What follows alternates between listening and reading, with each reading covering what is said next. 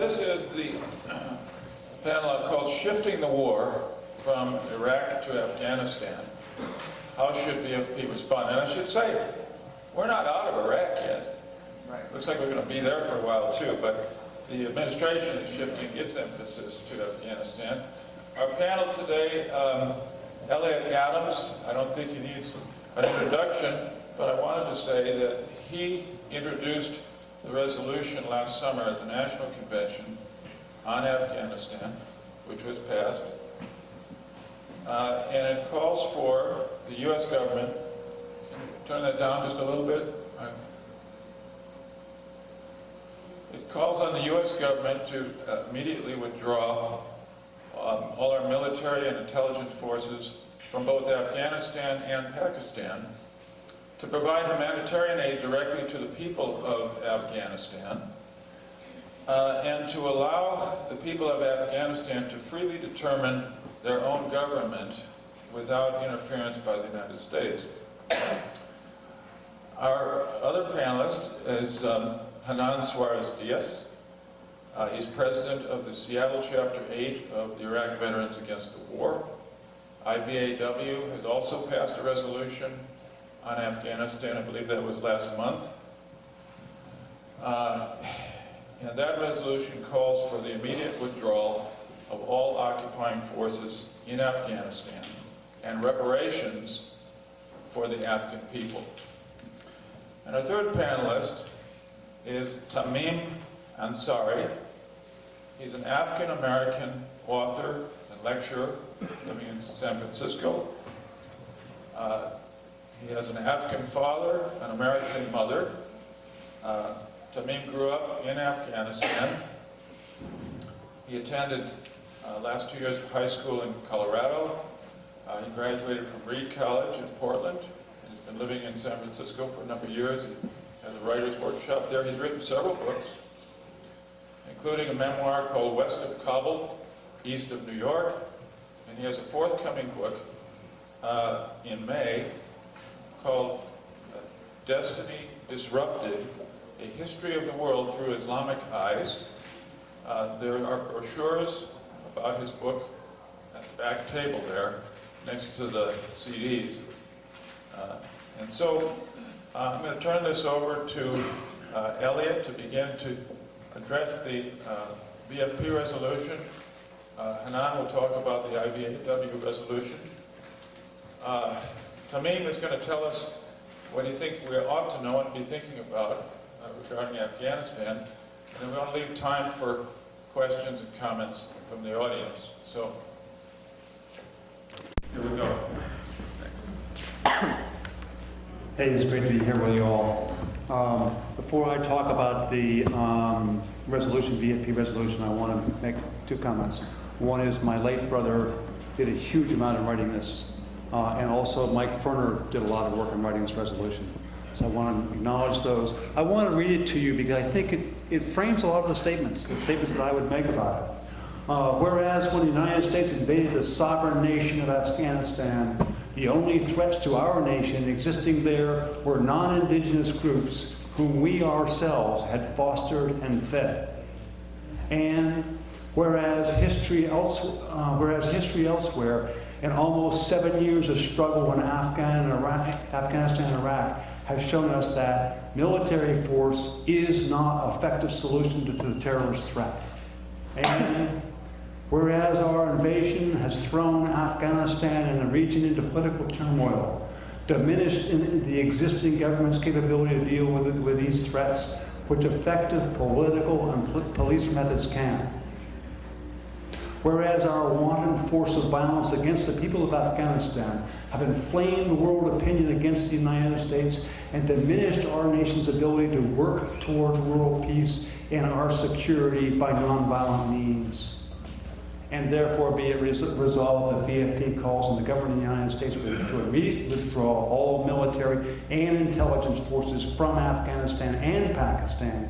And be it further resolved that Veterans for Peace calls on the government of the United States to provide humanitarian aid directly to the people of Afghanistan in a non-coercive forms to help the people of Afghanistan rebuild their own nation in their lives in cooperation with other nations in the region, and to allow the people of Afghanistan to freely determine their government without interference by the United States. And be it further resolved that Veterans for Peace renounces the claim that the war in Afghanistan is somehow the right war, and reaffirm our position that war must be abolished.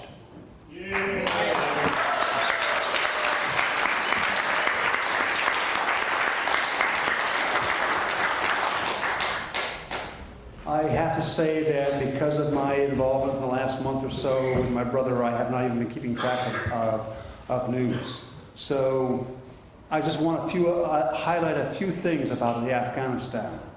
One thing is, it never had a central government. When you have a central government, you can throw out a central government and replace it with a new one. You can't do that if there's no central government. Afghanistan is complicated because the Pakistani-Afghan border, the Pakistanis and Afghans don't see that as a border. Any pinprick in Afghanistan is felt in Pakistan, which complicates the issue. From a purely, sort of simple, simplistic, from a practical point of view, don't forget, the Soviet Union had 150,000 soldiers in Afghanistan, and they shared a border. And we're supposed to do it. Oh, incidentally, we're supposed to do it in the Soviet Union, where Russia still shares a border. And we know.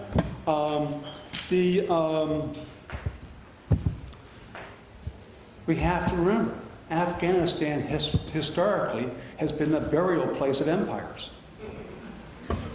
Just a reality. There's this idea that Afghanistan is the flight deck for terrorism. I'm telling you, you can't launch anything from Afghanistan. It's just crazy. And there are some very basic principles that we hold which are almost more important than some of these details. One is, we the people of America, we Veterans for Peace, we do not support empire. And that's what this war is about.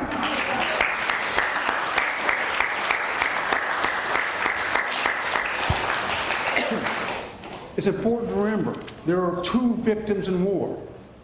The people of the nation that is being attacked, and the people of the nation that is attacking. And we are victims, and if we want to be victims, go ahead and be victims, but we don't need to be victims. And the last thing I would say is, a just war is just war.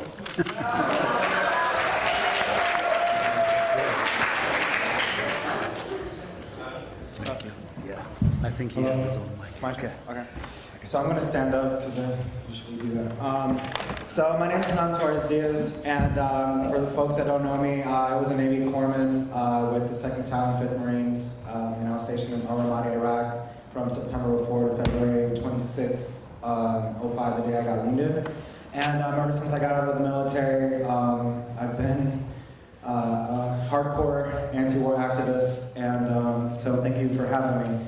So basically, IVAW has passed a resolution against the occupation of Afghanistan, and we're living at a time where we have a democratic president.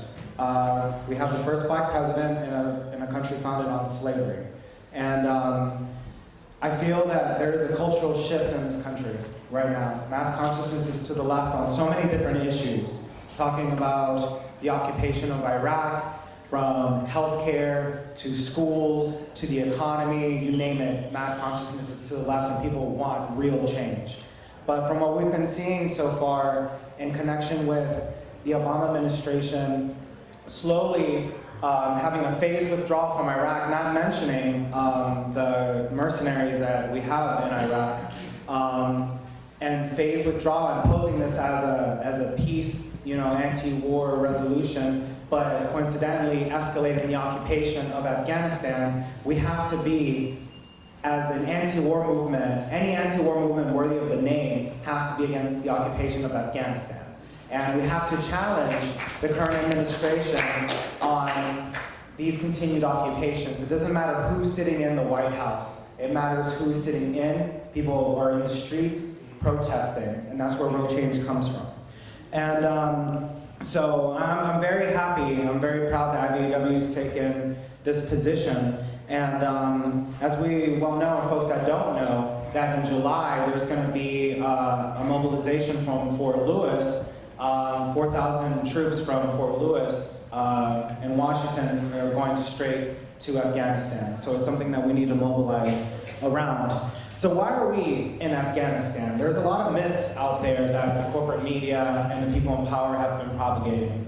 You know, this whole idea of the good war. We're in Afghanistan to get Al-Qaeda. We're there to liberate the Afghani people, to liberate Afghani women. Obviously, the situation hasn't gotten better for the Afghani people. After 8 years of occupation, the situation for women in Afghanistan has gotten actually worse, and the Taliban has increased its power. The reason being is that we're bombing the hell out of Afghanistan and killing innocent Afghani people. So we have to be for the self-determination of the Afghani people, and we have to immediately withdraw from Iraq and Afghanistan, and it's something that we need to be politically clear. And that's something that the anti-war movement, I mean, right now it's very weak, obviously. And there's a lot of people that feel that with President Obama in office, our work is done. I say no. Our work is just beginning. And I think that the left in America has to be on the offensive right now. The door is cracked open, and we need to go in and kick it in and take advantage of what we have.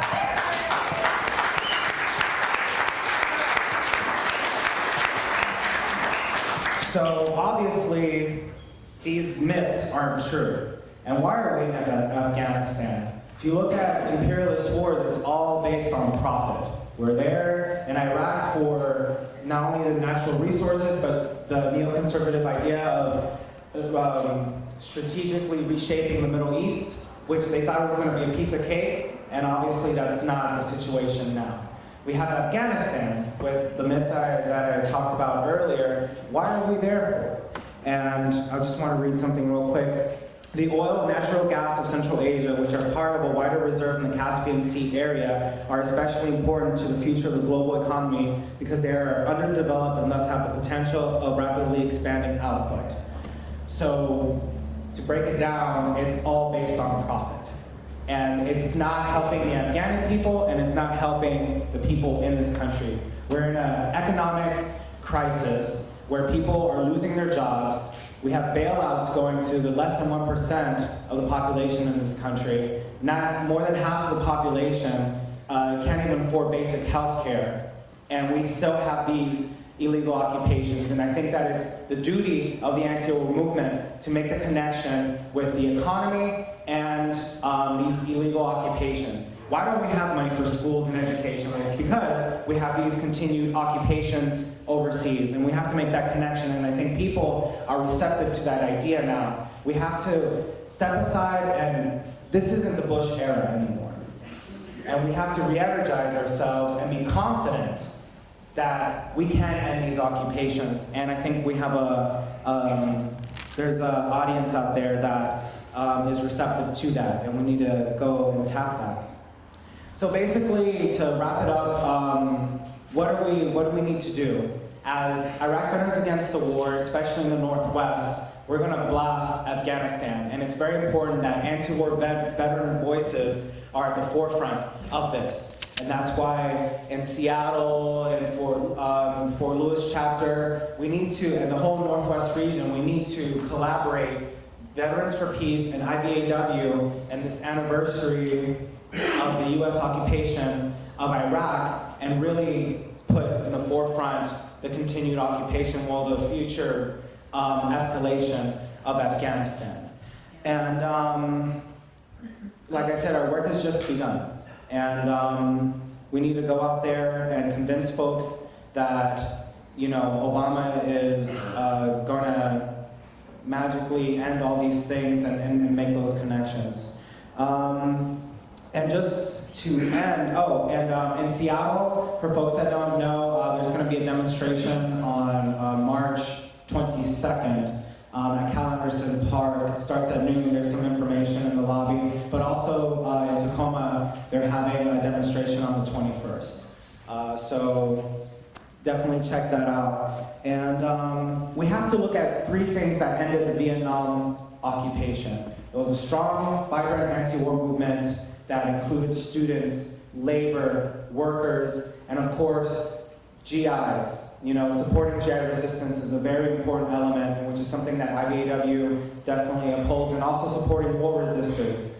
Trust me, people that are going to go after 2-3 tours in Iraq and they come home for a couple months and then the current administration sends them to Afghanistan, you best believe people are at the breaking point. The military is at a breaking point, and we have to support Afghan veteran war resistors, along with obviously Iraq.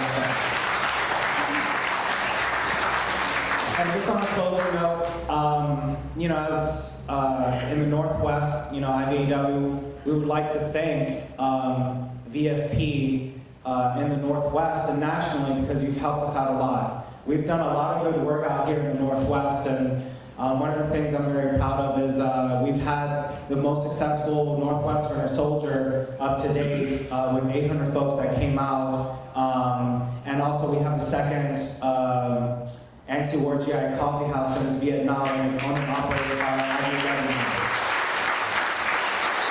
And that would have happened with the support of Veterans for Peace and folks like Molly and all the dedicated souls out there that truly believe in GI resistance as an important element and building a strong, vibrant anti-war movement. Thank you.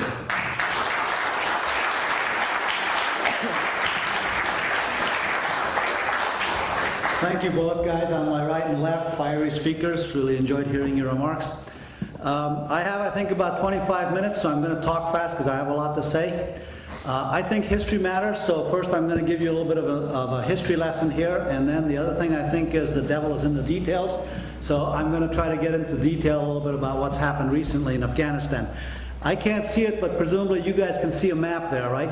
And take a look at where Afghanistan is. It's got India to the south. It's got over the last few centuries, it's got Russia to the north. It's got China to the east, and it's got the Iranian-Persian world to the west. And what that means is that over the course of thousands of years, Afghanistan has been the place you have to go through if you're going from any of these big civilizations to any of the other ones, whether to trade, to raid, or to invade. All right? So, from any of these places, whenever there's been a sort of a conquering power, they've wanted to get that high ground of Afghanistan, because from there they have a strategic position over the fruited plains on the other side. And that's why in the 18th and 19th centuries, Russia was so interested in controlling Afghanistan. And that, in turn, is why British India decided that they weren't going to let that happen, so they invaded Afghanistan and occupied it and executed a regime change. They took out the king that was there, they put in a more pliant guy. And it was easy. It took a couple of months, I think. Nothing to it. They went through the big cities, they conquered Kabul, and that was it. 2 years later, the entire British community and the whole British army and its Indian adjuncts were desperately trying to get out of Afghanistan, and only one guy made it. That was in 1841. Go 100 years forward now, where there was Tsarist Russia before, now it's the Soviet Union. Where it was British India to the south, now it's the Western bloc dominated by the US interests. It's the Cold War. And Afghanistan is still this place right between these two empires, both of whom are competing to control that area, at first through influence. But eventually, that's why in 1978 really, the balance broke and the Soviet Union invaded Afghanistan, and it was easy. It took a couple of weeks. They came down with tanks, they occupied Kabul, and game over. Only it wasn't over. Within a year, every province was in revolt, and then there was a 9-year war in which the Russians, or the Soviets, as their idea of how to get this job done, was to bomb the hell out of the countryside, which resulted in about 8 million refugees, at that time the largest refugee population in the world, living in Pakistan and Iran. But it's worse than those numbers even sound, because those were only the women and children of rural families and tribes. And so This event broke a whole bunch of families. It's really a devastation to the social fabric of a society. The women and children were in the refugee camps. The men went back into the country to fight. They were guerrilla armies. And over the course of a 9-year war with U.S. Money and U.S. Eventually Stingers, the guerrillas won that war and they chased the Soviets out. At that point in 1990 to 92, that was the point at which what was needed in Afghanistan was a peace conference among the victors, not a peace conference between the victors and the losers. A peace conference that would have to have been brokered by the United States and the international community.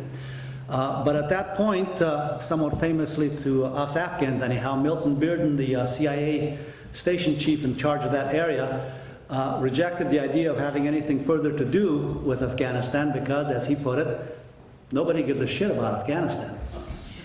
And so the US and everybody else disengaged, went away, and the guerrilla armies then stormed into the cities in order to fight over the scraps. And in a country where the countryside had been bombed to hell over 9 years, now the cities were destroyed.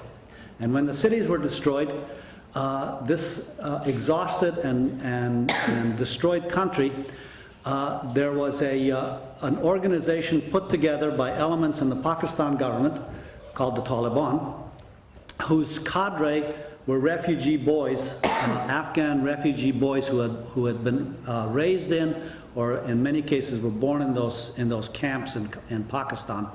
And you know, these are guys who had the worst childhood in the world. And someone comes along and puts guns in their hands and says, "You're the army of God. Go get them, boys." But the controlling power there wasn't, you know, these refugee guys. There was an organization of some kind that was somehow connected to the inter-service intelligence, the agency in Pakistan, through which all that American aid to the Mujahideen, the Afghan guerrillas, had been funneled. A lot of it stuck. ISI turned into a state within a state, and through the Taliban, that was a means for this part of the Pakistan government to take over Afghanistan. All right. Now I'm going to jump forward to 2001, and I'll tell you that when the U.S. decided to do military intervention in Afghanistan, and you may know that there was like 2 or 3 weeks of bombing of the cities, and Donald Rumsfeld at the end of that, in a befuddled and bewildered way, said, "Gee, there's no good targets in Afghanistan, and you couldn't accomplish anything that way."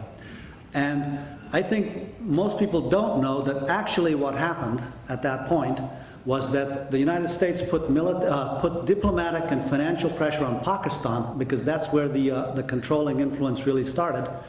And they, using the influence that the United States had, they made the Pakistan government quit supporting the Taliban who were in Kabul, without which the Taliban could not survive, and they quickly fell and melted into the hills. This is something that could have been done at any time, even before 9/11, actually. But when they left, and then it was 2002, and I went back to the area, and I first went to the refugee camps in Pakistan, and then in the summer I went to Kabul. And I can tell you guys that in 2002, in the summer of that year in Kabul, even though, you know, what I expected was to land in a place where every third person I saw was missing a limb, perhaps, and the streets would be filled with widows in burqas begging, and the fact is, the streets were filled with women in burqas begging, and a lot of people were disabled because of landmines and war and stuff. Even so, Kabul 2002 was one of the most euphoric places I've been in my life. And it's because people thought the war was over. And they not only thought the war was over, they looked at America as the liberators, because those Afghans in Kabul and points north, they didn't want the Taliban, and they were glad they were gone, and they thought the United States had come to help. And everybody was talking about, including, you know, it was very much part of the statements from the United States, a Marshall Plan for Afghanistan. And I would just, in that time that I was there, I kept running into people who were eager to get back into studying, because now it made sense. Now there was going to be peace in Afghanistan, and you could build a life. And you didn't have to spend all your time learning guncraft. It made sense to go to school and learn to be an engineer, or study literature, or study art. I saw people taking up those professions. I ran into people who had schemes for building wedding supply stores, because now with peace coming, there was going to be weddings.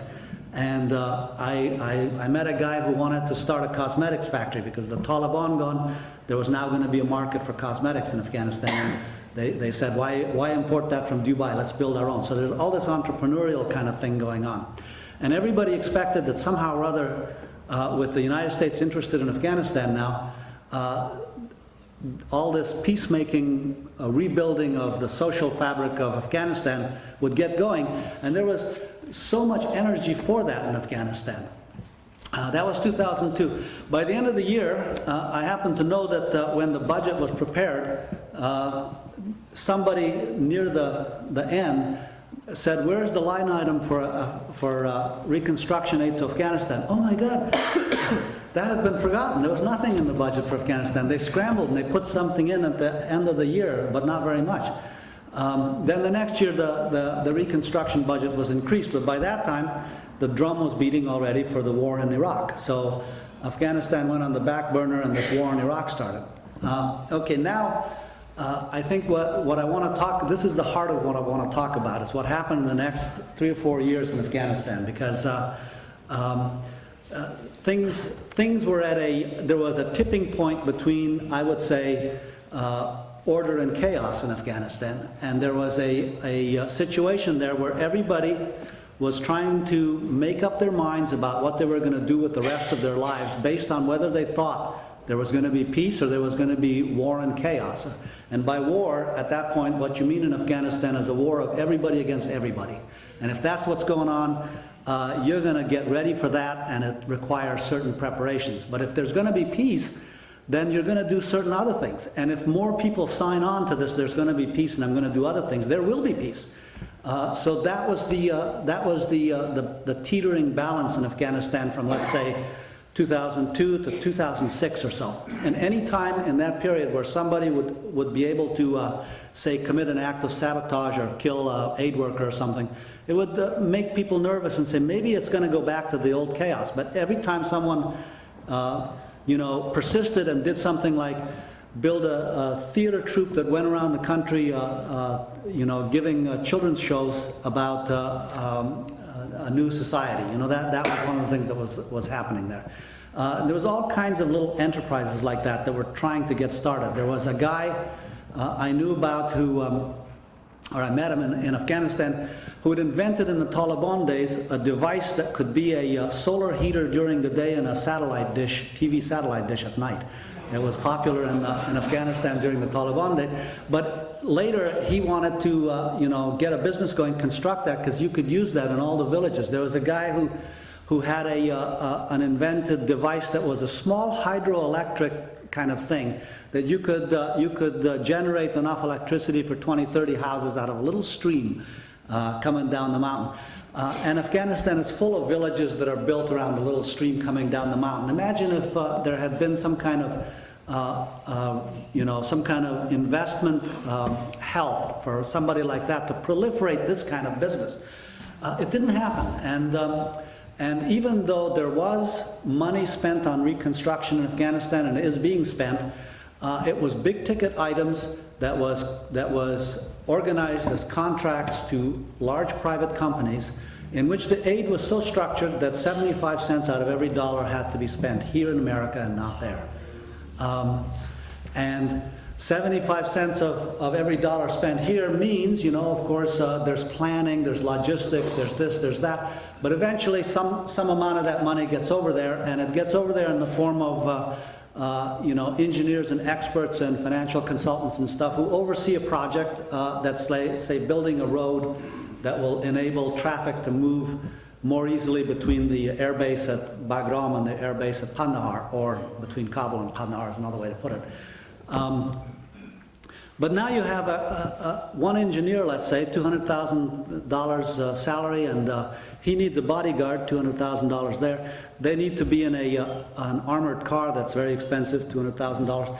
And they need an Afghan translator who's usually a guy from, it's like someone like me from America who speaks both languages, also very well paid. You have a package of $800,000 driving around overseeing the construction of a highway, let's say, where the locals are working for $20 a week breaking rocks. You can imagine how that feels if you're a local. And you're working to build something you didn't really ask for. You wanted to get some help putting in a new irrigation well in your land so that you could produce this new kind of grape. You had some ideas, but that's not happening.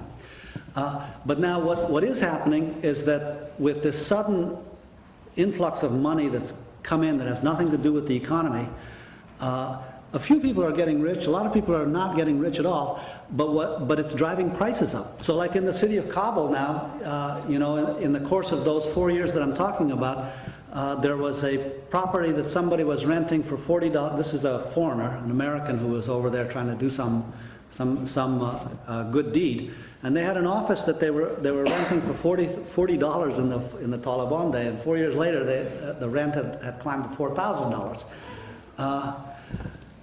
Imagine that, and in this period, police officers are making anywhere from $50 to $75 a month. Teachers the same, postal workers, administrators of all kinds. And gas still costs whatever it costs. If it costs $5 here, it costs $5 there. Somebody told me they went to a post office and they tried to buy a 10 Afghani stamp, let's call it a 10-cent stamp. And the guy said, well, that'll be $1.50. I'm translating it to American terms. And this is what you're often, if you read about in the media, this is called corruption. But it's not corruption. This guy then told, my friend said, how can you charge that? That says right here on the stamp, 10 Afghanis. He said, I'll charge 10 Afghanis when I make a living wage. Until then, this is my only leverage. I got to feed my family by charging whatever I can get out of the stamp. And so that's like pervasive in a society. So things are not happening. It's starting to break down. And over the next 4 years, the euphoria that I experienced in Afghanistan in 2002 has turned into something very different. And now that's in the city of Kabul where things are relatively good. Out there in the countryside, which is littered with landmines still, and where people can't clear enough of their soil to make a living growing wheat, because you need a lot of land to grow enough wheat to feed your family, and you're going to be expending children to clear the landmines, because you send them out and then they don't make it sometimes. So you're going to clear just as little bit of land that will enable you to make your living, and that's maybe this much land, this stage I'm sitting on. I saw pieces of land that had been cleared and were being planted that were that big. What can you grow on a piece of land this big that you can actually feed your family on? Poppies. So poppy cultivation replaced all other agriculture in Afghanistan. And some of the reconstruction programs that I know about were in areas where people had, it's an agricultural area, and it was an agricultural project, and that consisted of giving funding to local people to buy American farm products. And that means that the local farmers, with all their other troubles, they lose their market. So they're going to grow the only thing they can, which is poppies. And then we see it as a standalone problem. So we undertake to bomb the poppy field so that they won't have this thing. It's all a system, and we're not dealing with it that way.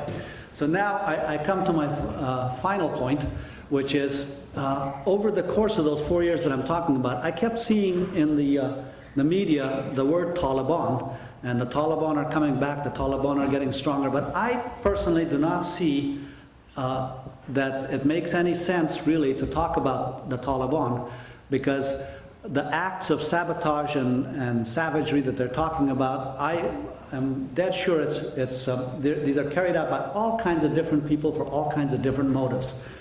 Some of them are saboteurs coming from Pakistan. Some of them are like teenagers who have nothing to do and are, got gang-like energy. And there's, old tribal chiefs that are trying to gain credibility versus the new commanders who got reputation in the war. And they're trying to gain some name by doing an action against the foreigners.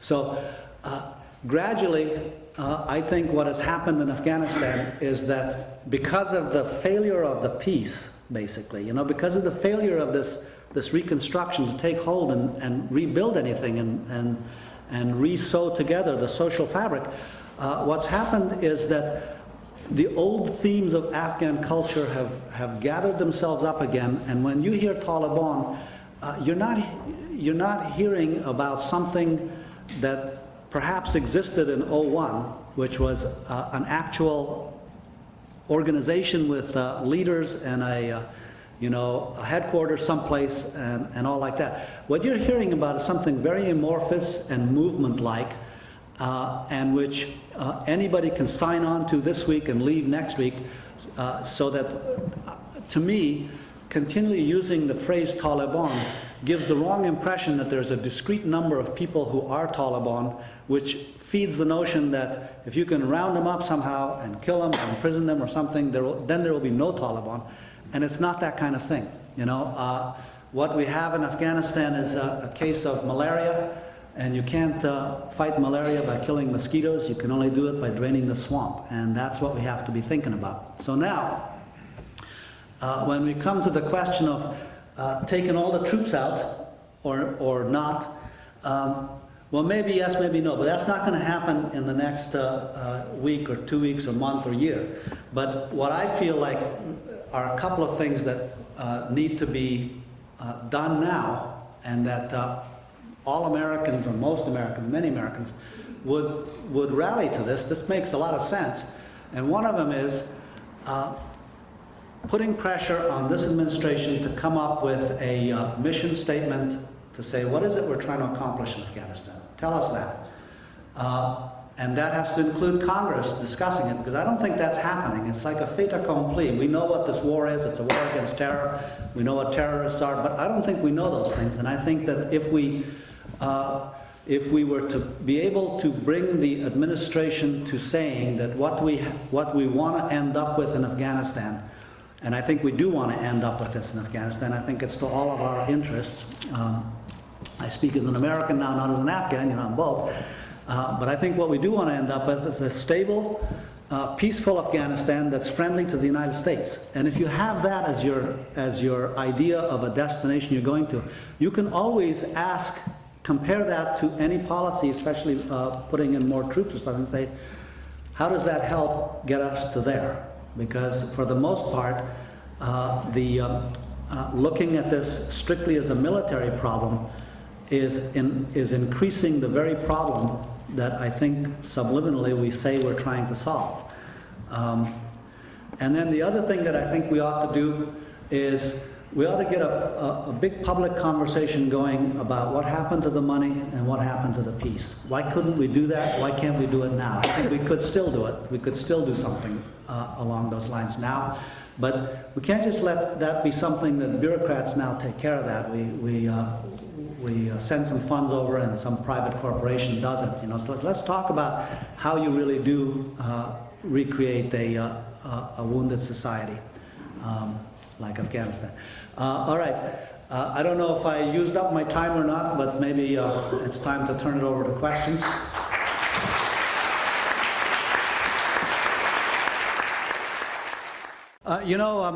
That's something that I should have said, and I couldn't fit it into that previous part, but let me just add that. This border between Afghanistan and Pakistan actually runs right in the middle of another kind of shadow nation that has wanted to exist, which is Pashtunistan. And the border was created by the Russians, the Russians and the British, and it's an arbitrary border, so it splits the homeland of a bunch of people.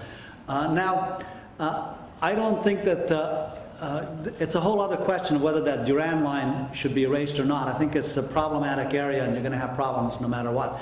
But one thing I want to say is that our military presence is all along that border, and that fact reifies the metaphor that there's something on the other side that we're keeping out. But actually, we're in the middle of the thing that we're keeping out. It's on both sides, you know. So the metaphor doesn't make any sense. And now in Pakistan, you know, the demographic center of gravity for Pakistan is Punjab and Sindh, and Pakistan's own problem is Northwest Frontier Province and Balochistan. So they have that problem, and any kind of action, which the military action is one that inspires and helps organize the forces in the Northwest Frontier Province that are anti-Pakistan government. In the same way that happened in Iraq, where because there was chaos and action going on, it drew Islamist activists from all over the world. I think now for those soldier of fortune Islamists, that's where the action is. So yeah, I think that's a problematic aspect. Well, you know, in Afghanistan, as in throughout the Muslim world, there is, and I think actually throughout the world, there is a kind of a schism between the city and the countryside. And the city in Afghanistan and throughout the Muslim world certainly is that part of the country that has been in close contact with the West, and so it has adapted culturally to the West and has moved over that way. And the country has been clinging to the traditional ways, and in terms of like development or aid or something, the country's always been left behind, the city's always been further forward, and there's been a war between city and country. It's an extreme version of red state, blue state. You know, we got it too. When the Soviets came, the foreign occupation war mapped right onto this other war. So that when the Mujahideen won that war, it was also the countryside winning against the city.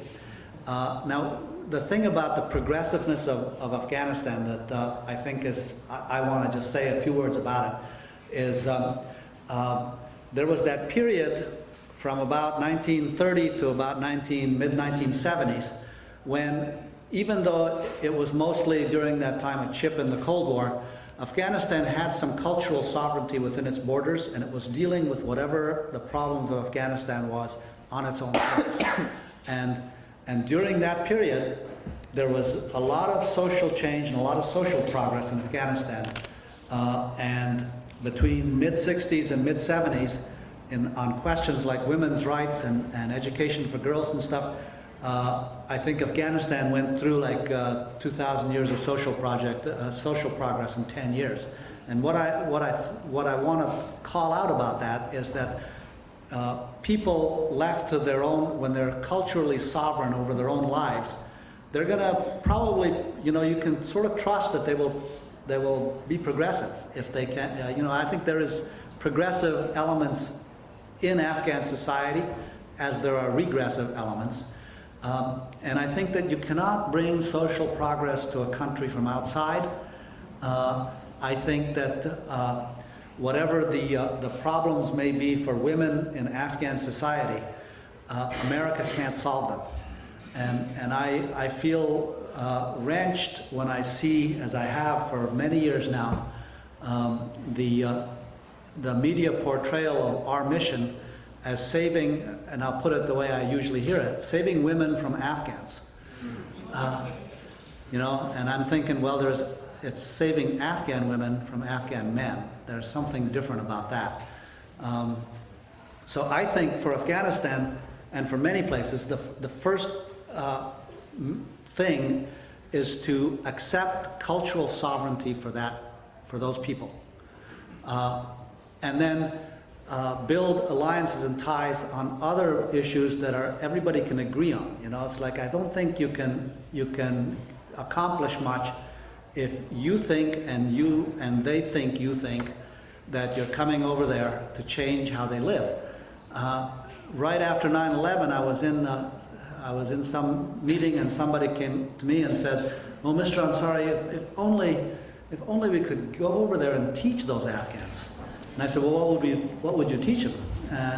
And she said, "Just everything." And I'm going, well, you know. So, I kind of agree with you. And I'll say this, I keep saying we, and you say there's not a one-trick pony here, there's no single we. Is that what you're saying? I'm saying that there's the U.S. government and there's we, the people. And Yeah. the U.S. government is the problem. But what I'm saying is that we, the people, also have this interest that I just mentioned. And the other thing I wanted to say about that is that, I heard you say there's no single we. So I want to say about the Afghans that there's no single they either. I mean, there's no we on that side either. And the other thing is, I don't think I'm saying we should send us over to Washington to change them. I think that all of us should start to be talking about, I want to try to get a national conversation going on everywhere about what are we doing here. That's what I want. I'm going to leave alone the thing about the allies, our allies in Europe, because I don't know that much about what the stands are there, and I just don't have that much to say about it. The other aspect, though, the various tribes in Afghanistan and whether we're supporting one over the other. All Afghans will say, yes, NATO is biased, they're supporting the other guys.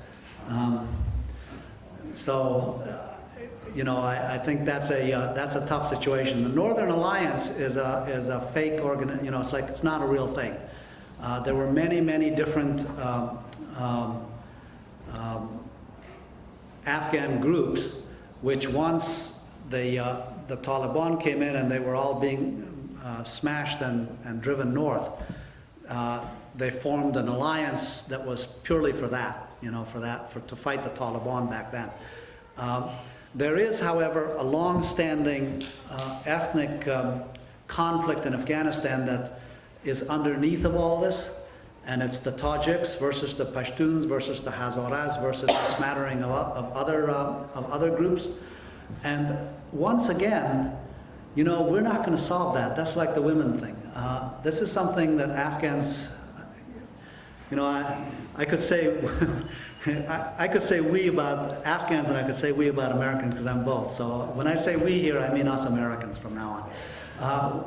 We can't solve that. That's something that the